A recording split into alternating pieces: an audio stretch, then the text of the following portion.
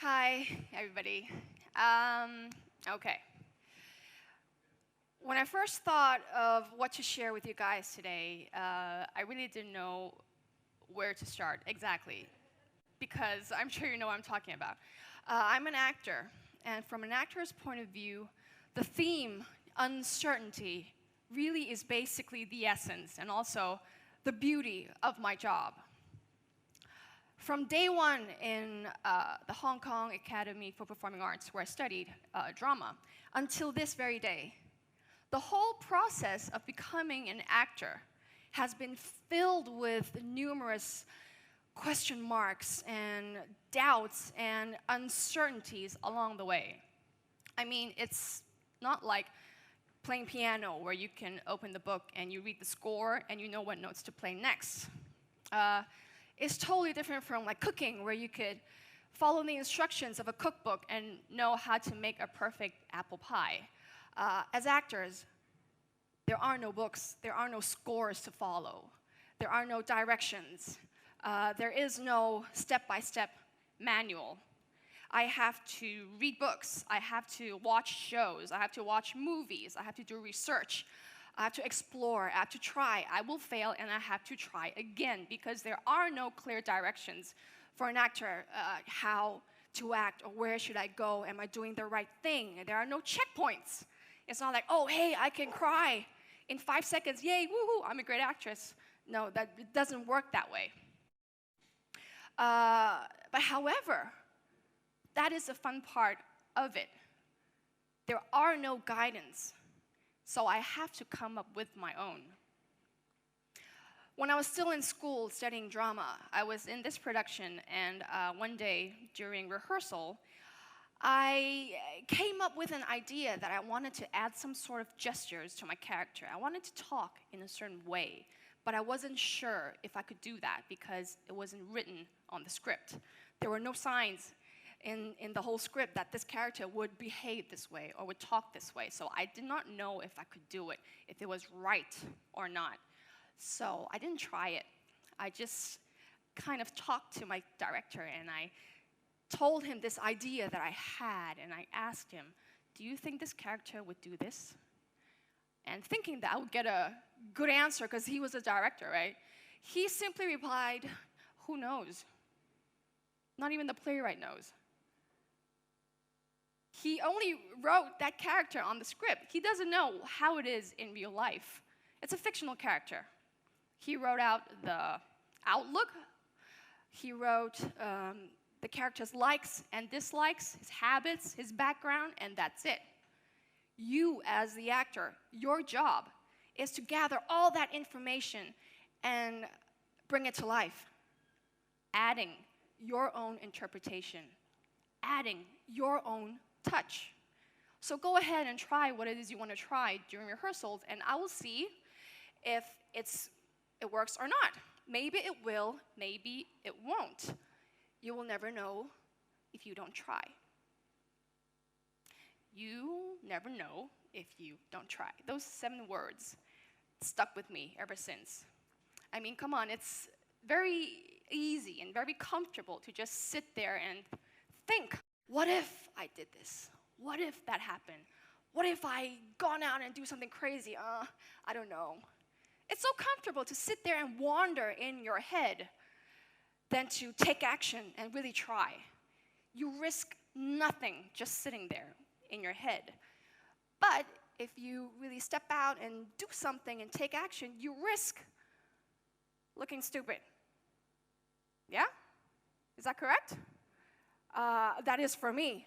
I mean, that is my fear. I fear of looking stupid in front of people when I try something that no one's done before. A show of hands, who feels the same? Anybody? Yeah, thank you. It's normal, because it's normal. It's human nature. But if I want to stand out, if I want to make an impression, if I want to try that crazy idea I have in my mind, I have to take that risk. And guess what? I've done it so many times, and not all the times I looked really stupid. I really did. But then I realized, hey, that's fine. I mean, I didn't lose anything. I didn't hurt myself in the process. I tried. I may look like a fool, but I gained something. And what I gained was I felt more and more comfortable with taking that action, trying. I found easier ways, smarter ways to go around it. I became more open. Open in the sense that I'm not just stuck with whatever is going on here in my head. I'm more open with what is outside my head, what is going on with my body or my surroundings. Here's one example. I graduated in 2006, and after that, I got a few invitations to be the MCs of different shows or events. 10 out of 10 times, I turned them down. The reason is I did not think that I had what it takes to be an MC. Come on, you need to be quick. You need to be fast. I mean, what if something happens? You have to know how to handle the situation. You have to know how to entertain the audience if something happens. I did not think I could do that. I need a script. I'm an actor. I don't know how to improvise anything to entertain you. So I'm always afraid of that. So I said, no, thank you. I'm sorry, I can't be the MC. And then after a while, I got an invitation again. And this time is for a big company. It was their 25th anniversary. They wanted to have a variety show, and they wanted me to be the MC. And so I was there thinking, and the conversation started in my head. Don't do it. Just don't do it. You're not gonna be able to do it. Why not? I mean, many people ask me to do it. I've been turning down so many times. Then turn down this one too. What's the difference? Don't do it. I mean, you're gonna mess it up. Maybe not. Maybe I could. Maybe it's easy. No, it's not gonna be easy. You're gonna mess it up. Just turn it down. Okay, fine. I told myself, I'll never know if I don't try. I've turned it down so many times, and it keeps coming back. So, hey, I told myself, challenge accepted. That voice just shut up. And I said on the phone, okay, I'll take this job. I hung up. I was so confident. I told myself, I'm going to try this, and it's going to be fine. In a perfect world, yeah, it's going to be fine. It's not a perfect world. Of course, something happened. So the day came. I was emceeing my way on stage. It was smooth. It was fine. And then there was this part where there would be a few musicians on stage. They would play music with some very rare Chinese instruments that I've never seen before. So they were playing the music, and the next event was to have the whole company go on stage to do a cake cutting ceremony. And I had to invite all the people from the company. There were like 20 to 30 people. So, okay, that was going to come up next. And I was off stage, waiting for the musicians to finish. I was taking a break. And then the project manager of the whole event came to me. And she whispered in my ears. She said, after the musicians have finished, we can't do the cake cutting ceremony because they haven't all arrived yet, so you go do something. I swear to God, my armpits were so wet, I could have taken a shower. I totally freaked out. I did not know what to do. I just stood there and I froze, literally froze. I did not know what was going on outside me. All I could hear was what I'm going to do, what I'm going to say. Should I go up there and tell a joke? What kind of joke? Knock-knock jokes? No knock-knock jokes. I can't do any knock-knock jokes. What am I going to say? Am I going to talk about the weather? What's there to talk about the weather? The sun is shining. Weather's great. That's it, period. I don't know what to do. And I just closed myself. You know, I was unaware of what was going on until I heard the applause from the audience. It was done at a mall. There were like 80 to 100 people over there. And they were applauding because the musicians have finished. I still haven't come up with anything. So I started to walk up on stage. And then I just kind of turned and looked at the project manager. She was standing over there. I kind of want to, signal her, like, make sure, are you sure they're not here yet? Are you sure we can't do the cake cutting ceremony? And she's standing there looking at me, no. So I got up, and I just blanked out. I just told this voice, okay, cut it out, just shut up. And I looked at them, and I looked at the audience, and they were, woohoo, yay. And so I took that, and I said, yes, they were great, right? Let's give them another round of applause. Come on, let's do that. And then they were done. I mean, it didn't last for too long, right? And then I looked at the musicians, and I said, great job. I mean, that was wonderful. And then I looked, and I saw their instruments were very weird looking. I've never seen them before. And so I just kept on talking.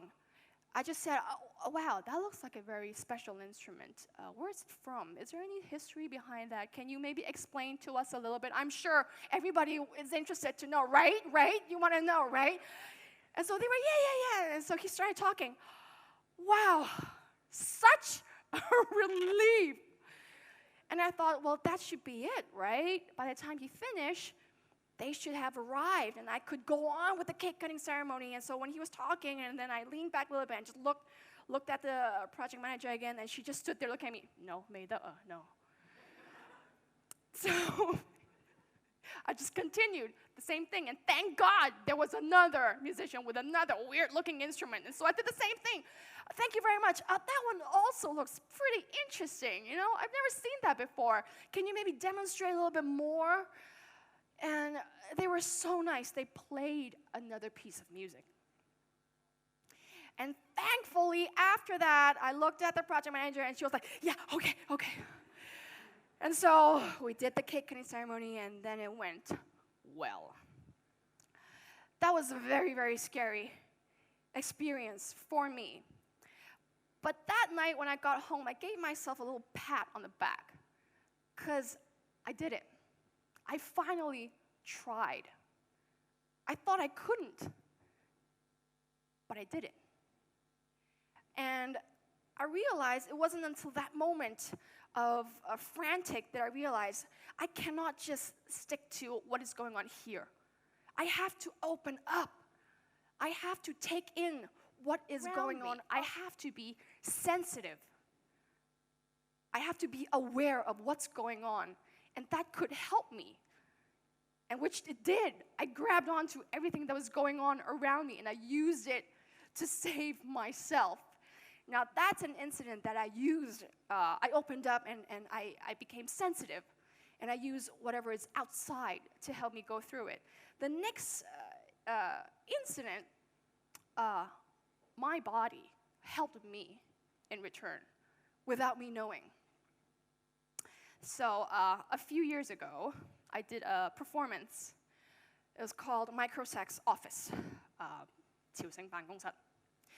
And I played a little role that was a boy, and he was a courier, and he was of South Asian ethnic background. And I chose that background because I loved playing with accents. And it was funny to me. I found it funny, so I chose that, I put it in the show, and everybody that came and watched the rehearsals, they thought that was funny. But I had kind of a dilemma, because to me, if someone comes to me and I don't know that person and he imitates and he does some sort of accents, I might not find it too funny because I don't know that person. You have to know that person in order for it to be funny. And so I wasn't sure if the audience would find it funny. That was my question. I did not know if it will work in the show. But everybody told me it will be okay, it will be fine, it's funny, and so, okay, I went with it. So on the first day of the show, the day that I dreaded the most, because I did not know how the audience would react, I did my part. But first, let me explain to you how my skit went. I would go on stage, and I had to do a job interview, because I wanted to be the courier of that company. But there's only me. You will hear the voice of the interviewer, because it has been pre-recorded, and our deputy stage manager, DSM, she will play the sound cue, and I will respond to it. And she will play another sound cue, and I will respond, therefore making it a conversation. But there's only me, myself, on stage. And usually, The DSM, she sits at the very end of the auditorium so that she could have a big general view of the stage. But for that particular show, I do not know why. She was very close to me. She was at the balcony, at the corner, at the balcony in the auditorium. She was there. So when I was on stage, I just had to look up and I could see her. So, okay, and that was it. Okay, that's the part. I'm just gonna talk and she's gonna play the sound cue. And okay, so I came up on stage. I heard some gigglings, and I know why, because I was a boy. I had a mustache, and I had a little bun over here. I looked really stupid, and there was giggling going on. And then she started playing the sound cues, and yes, good morning, good afternoon, I'm here for a job interview.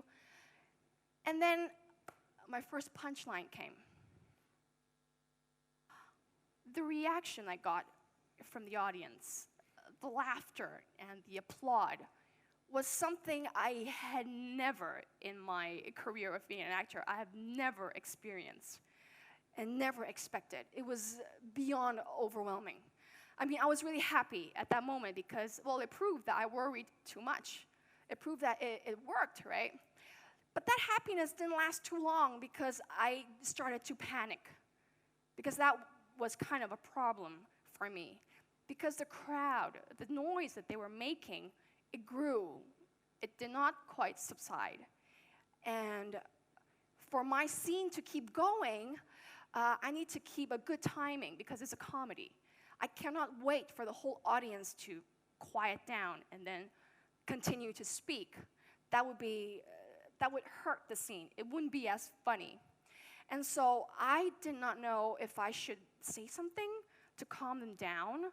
That would be out of the script, so I don't know. What should I say? Should I do something? I didn't know what to do, and I was afraid to do anything, to say anything, because I looked up to my DSM. She was also looking at me. She was thinking the same thing. Should she play the sound cue, or should she wait for me to talk?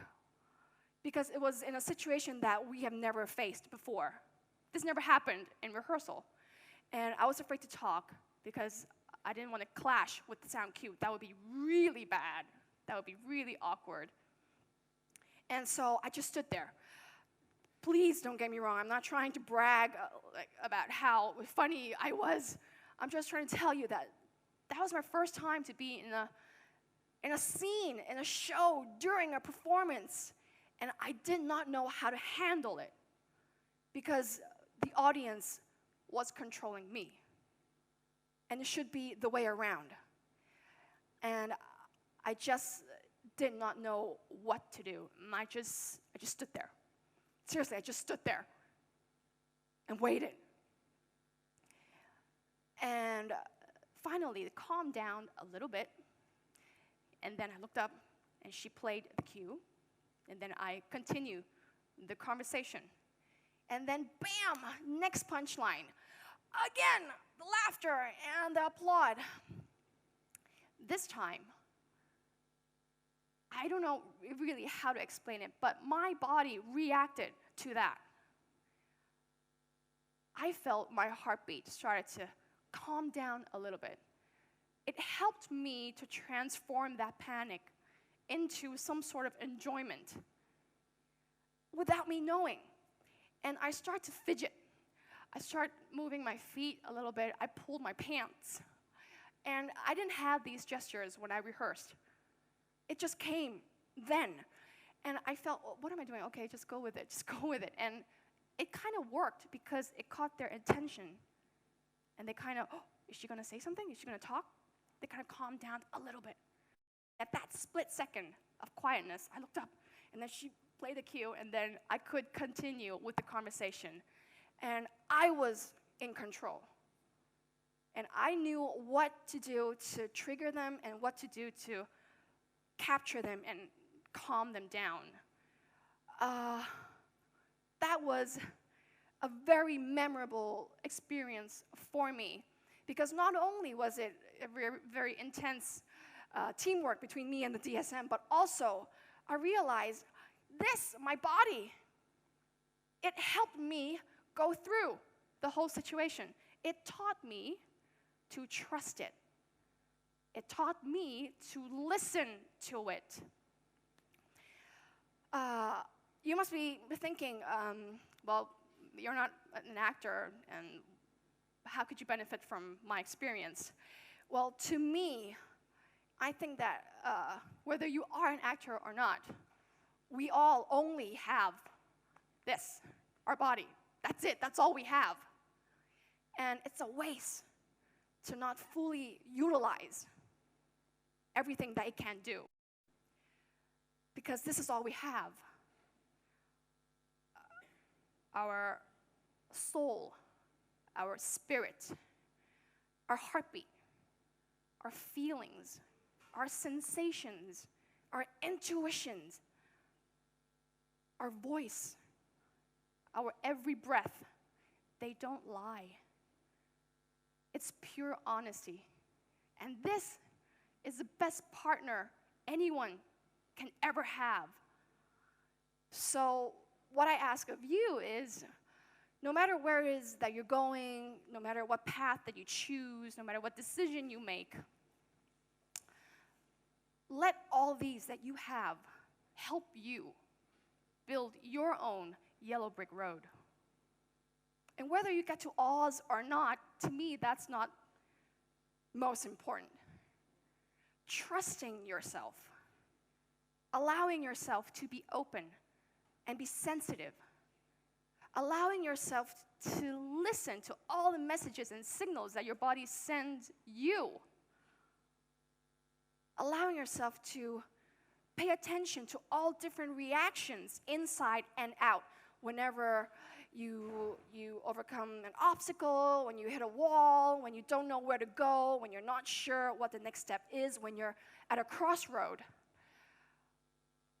Taste that unsettling feeling of vulnerability sinking in. And when you think you can't fight anymore, fight back and say, I will never know if I don't try. Challenge accepted. And then take off from there. That is what is most important to me. And with that kind of attitude, I guarantee you, it doesn't matter where you're going, it can't be bad. The best of luck to every one of you. Thank you so much. Thank you.